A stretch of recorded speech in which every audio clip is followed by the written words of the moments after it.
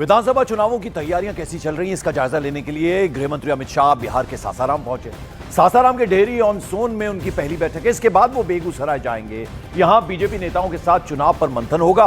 वो 10 डिस्ट्रिक्ट्स के MPs, MLAs और एमएलसीज के साथ बैठक करने वाले हैं। इस बैठक में संगठन की मजबूती और विधानसभा चुनाव की जो तैयारियां हैं उस पर विशेष चर्चा होनी है। बिहार विधानसभा चुनाव में बीजेपी की तैयारियों का मोर्चा संभालने के लिए गृह मंत्री अमित शाह मैदान में उतर चुके हैं और बुधवार शाम को पटना पहुंचे थे। आज सासाराम में हैं। अमित शाह ने राहुल गांधी पर यहां जमकर प्रहार किया।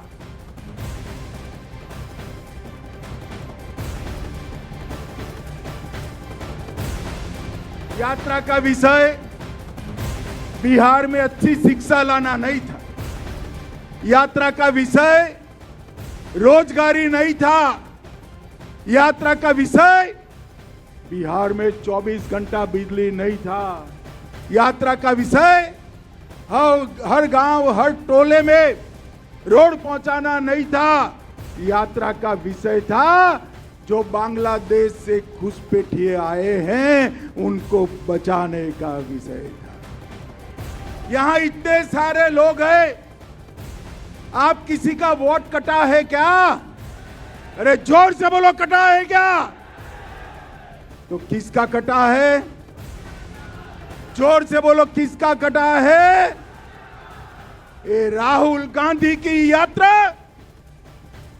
घुसपैठिया बचाओ यात्रा थी। इससे पहले पटना के होटल मौर्य में मुख्यमंत्री नीतीश कुमार ने अमित शाह से मुलाकात की थी। यह मुलाकात एक बंद कमरे में हुई और ये जो भेंट हुई है उसके बाद अमित शाह सासाराम के डेहरी ऑन सोन में अपनी पहली बैठक के लिए निकल गए। सासाराम के बाद वे बेगूसराय में बीजेपी नेताओं के साथ चुनाव पर मंथन भी करने वाले हैं। अलग अलग तस्वीरों के जरिए हम आपको दिखाने की कोशिश कर रहे हैं। पटना, वहां एक बंद कमरे में बैठक हुई सीएम नीतीश कुमार के साथ, गृह मंत्री अमित शाह की, और सासाराम में ये पहली बैठक होनी है जैसा हम आपको बता रहे हैं। और सासाराम के बाद अगला जो पड़ाव होगा वो बेगूसराय होने वाला है। अमित शाह को तो जिस तरह से बिहार विधानसभा चुनाव अब एकदम सर पर हैं, उससे पहले तैयारियां किस तरह की है, बीजेपी की क्या स्ट्रैटेजी, क्या रणनीति है, यानी इन सब पर मंथन करने के लिए आप देखिए पहुंचे हुए हैं गृह मंत्री अमित शाह। इस बीच गिरिराज सिंह, केंद्रीय मंत्री, उन्होंने अमित शाह के इस दौरे को लेकर क्या कुछ कहा है, जरा उनकी बात सुन लें।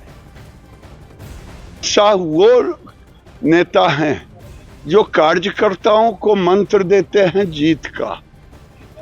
इसीलिए मैं कह रहा हूं, अमित शाह आ रहे हैं, 4 जिलों के कार्यकर्ताओं से मिलेंगे और स्वाभाविक है चुनाव का समय है तो चुनाव की ही बात करेंगे। चुनाव की बात करेंगे। बीजेपी के लिए बिहार का मगध और शाहबाद क्षेत्र अहम क्यों है और यहां पर अमित शाह की बैठक के मायने क्या हैं, उसे जरा समझने की कोशिश करते हैं। तो 2020 के विधानसभा चुनाव में मगध और शाहबाद क्षेत्र एनडीए को यहां करारी शिकस्त मिली थी। इस चुनाव में शाहबाद की 22 विधानसभा सीटों में एनडीए सिर्फ 2 ही सीट जीत पाई थी, जबकि यहां महागठबंधन 19 और बीएसपी को 1 सीट पर जीत मिली थी। 2024 के लोकसभा चुनाव की बात करें तो एनडीए कैंडिडेट्स को यहां बुरी हार का सामना करना पड़ गया था। 2024 के लोकसभा चुनाव में शाहबाद की 4 सीट पर एनडीए को हार मिली थी। तो अब अमित शाह का यह दौरा बेहद महत्वपूर्ण माना जा रहा है क्योंकि बीजेपी के लिए मगध और शाहबाद बहुत इंपॉर्टेंट है। और बिहार विधानसभा चुनाव से पहले बीजेपी अपनी चुनावी स्ट्रैटेजी को एक तरह से धार दे रही है। अमित शाह सासाराम और फिर बेगूसराय उनका दौरा है और इसी से जोड़कर देखा जा रहा है। कार्यकर्ताओं से अमित शाह का सीधा संवाद हो रहा है। चुनाव से पहले चुनावी शंखनाद इसे कहा जा सकता है।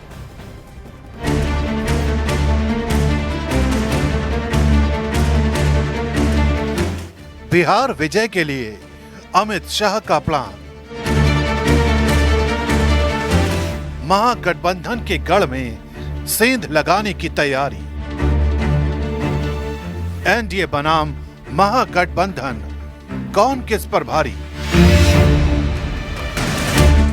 बीजेपी की रणनीति साफ है, जहां दावेदारी है वहां जीत पक्की करनी है।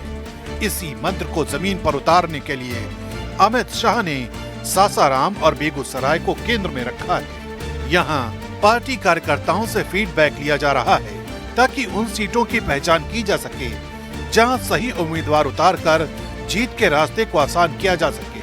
पिछले चुनाव में इन इलाकों में बीजेपी को कड़ी टक्कर मिली थी। इस बार शाह चाहते हैं कि हर सीट का पूरा गणित पहले से साफ हो और किसी तरह की चूक की गुंजाइश न रहे। अमित शाह जी का दौरा होता है, कार्यकर्ता को इंतजार रहता है। हमारे सबसे बड़े रणनीतिकार हैं, बिहार आ रहे हैं, क्योंकि बिहार में एनडीए एकजुट है। नीतीश कुमार के नेतृत्व में हम लोग लड़ेंगे, जीतेंगे। इस बार 200 से ज्यादा सीट हम लोग लेंगे, ये हम लोग मानते हैं। गृह मंत्री अमित शाह बिहार के दो अहम अंचल सासाराम और बेगूसराय का दौरा कर रहे हैं। यहाँ 20 जिलों के भाजपा पदाधिकारियों से फीडबैक लिया जा रहा है। इसी फीडबैक के आधार पर इन दोनों रीजनों की करीब 60 सीटों पर उम्मीदवारों का नाम तय होगा। पिछली बार जहां बीजेपी को महागठबंधन से कड़ी टक्कर मिली थी, वही इलाके अमित शाह की रणनीति का हिस्सा हैं। पार्टी मानती है कि जिताओ उम्मीदवार ही जीत की गारंटी है। इसलिए शाह का फोकस सिर्फ संगठन की मजबूती नहीं, बल्कि हर सीट पर वोट बैंक का समीकरण समझने पर भी है। यही समीकरण टिकट बंटवारे और पूरी रणनीति की दिशा तय करेगा। बिहार में सहयोगी साथियों की मांग की हमें ज्यादा से ज्यादा सीटें मिले, एनडीए के सामने यह सबसे बड़ी चुनौती है। इसीलिए ध्यान दिया जा रहा है स्ट्राइक रेट, यानी कि जिस सीट पर जिस पार्टी की जीतने की संभावना सबसे ज्यादा हो। इसीलिए एक एक सीट का बड़ी ही सूक्ष्मता से आकलन किया जा रहा है और खुद गृह मंत्री अमित शाह हर सीट की जानकारी संगठन से ले रहे हैं। रणनीति का दूसरा पहलू है विपक्ष का जवाब। महागठबंधन एसआईआर जैसे मुद्दों को उठाकर सरकार को घेरने में जुटा है। वहीं शाह चाहते हैं कि बीजेपी कार्यकर्ता जनता के बीच अपने मुद्दों और उपलब्धियों के साथ उतरे।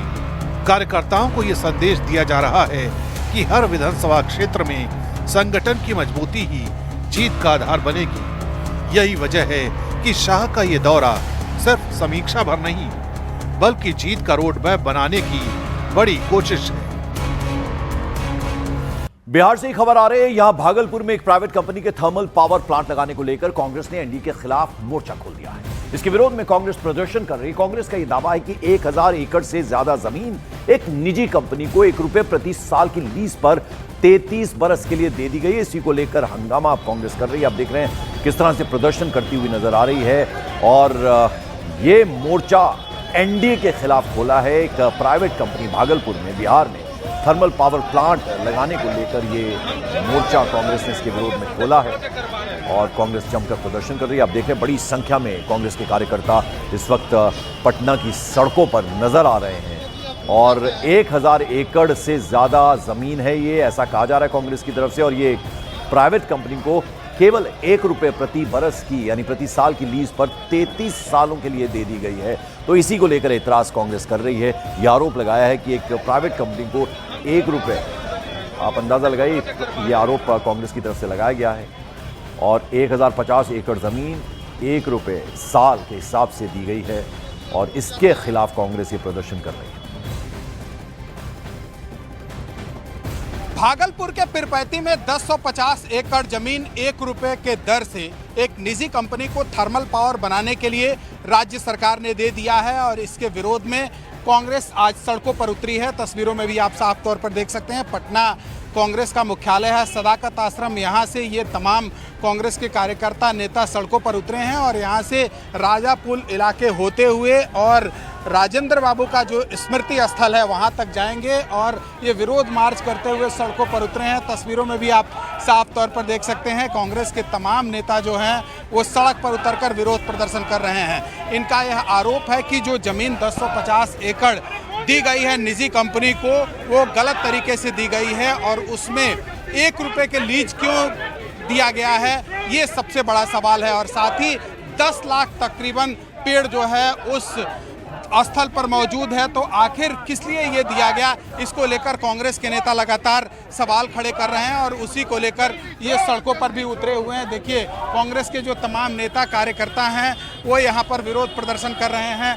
आखिर आप लोग चाहते क्या हैं, क्यों विरोध प्रदर्शन? देखिए आपको पता है कि जब भी सत्ता वोट चोरी से ली जाएगी तो आम जनता के अधिकार की बात नहीं की जाएगी। क्या आप सोचते हैं 1000 एकड़ जमीन हाँ, 1000 एकड़ की जमीन आप दे रहे हैं, बिहार की संपत्ति किसी एक प्राइवेट आदमी के हाथ में दे रहे हैं, तो क्या होगा? क्या वोट चोरी की सरकार इस तरह से करेगी तो बिहार की जनता, बिहार के लोग सड़क पे तो आएंगे। विरोध प्रदर्शन कर रहे हैं और ये चाहते हैं कि जब तक इनके बातों को नहीं सुना जाएगा तब तक इसी तरीके से इनका विरोध प्रदर्शन जारी रहेगा। तो जो कांग्रेस के तमाम कार्यकर्ता हैं वो सड़कों पर उतरकर अभी विरोध प्रदर्शन कर रहे हैं। कैमरामैन सोनी के साथ चंद्रमोहन कुमार, पटना, न्यूज़ 18 इंडिया।